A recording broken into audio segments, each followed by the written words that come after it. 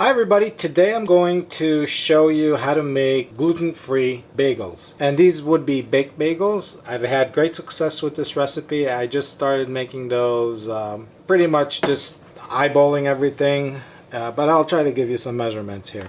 So let's start with the flour, and the flour mix that I like is the Pamela's bread mix. It's great for bagels, pie crust, pizza, and more. It really does really good pizza crust.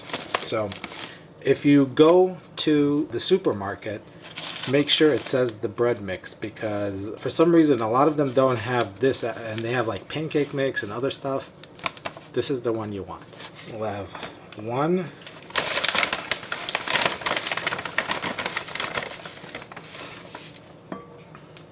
2 cups of flour, gluten-free flour. We'll have baking powder, about 1/8 of a teaspoon, 1/4 of a teaspoon of yeast, and frankly the yeast doesn't make any difference here because it may be a little, but mostly it's for flavoring.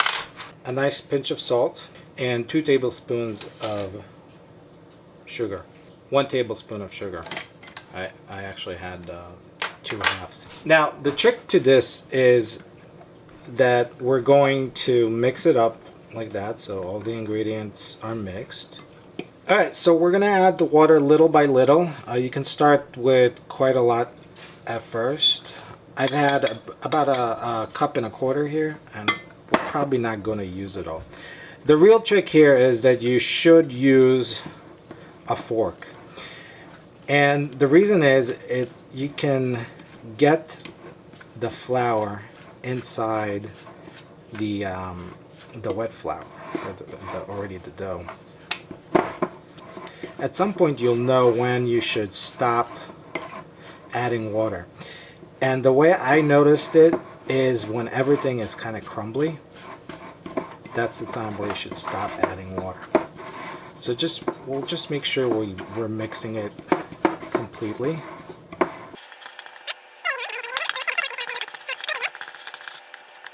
We'll add a little more water, and now we add the water very little at a time, because once we add the water we can't remove the water other than adding more flour. And you'll never actually get a ball of dough unless you start compressing it by hand. So, and these parts that are already wet are really wet. So what we're gonna do soon, as soon as you start seeing that there's no more dry flour stick in the ball, you can start mixing it by hand. So I'm just gonna add a tad more, like a little teeny tiny. You think that was too much? Nah, it's good. So what we're going to do at this point is mix it by hand. So wash your hands before, I already did. Not that it matters too much, because this is going to be cooked really well. And now start working it. As you can see, it's going to start to get into a nice homogeneous dough ball, and nothing's going to stick to the ball. So it sticks a little to my hand, but not too bad, which is what we're wanting here. Alright, so now I'm just going to stretch it to make it a nice round roll. And this way we can cut those to little pieces to make bagel shape. So I'll be right back. Alright, so at this point it's probably a good idea to start the oven and put it on 350 degrees, preheat it. And right now what we're going to do is spray aluminum foil a little, just so these don't stick. And we're going to grab small pieces just like that, and start rolling them. And you can make them as long or as short as you want, as long as we can make what? As long as we can make what? A bagel shape. Got one here.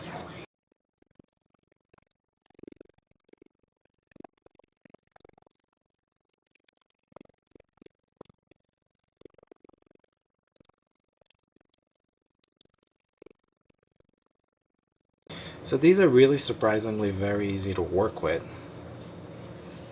And there you go. We got 6 out of all this.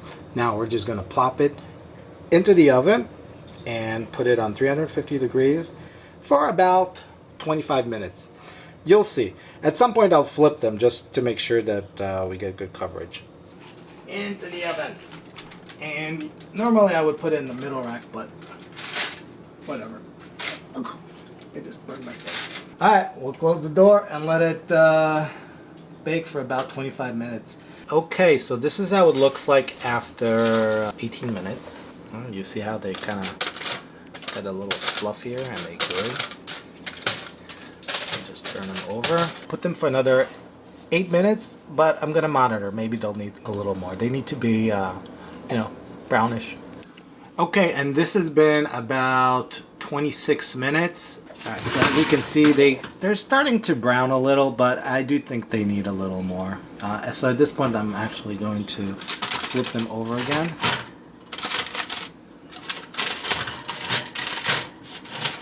And you see the bottom part is starting to brown.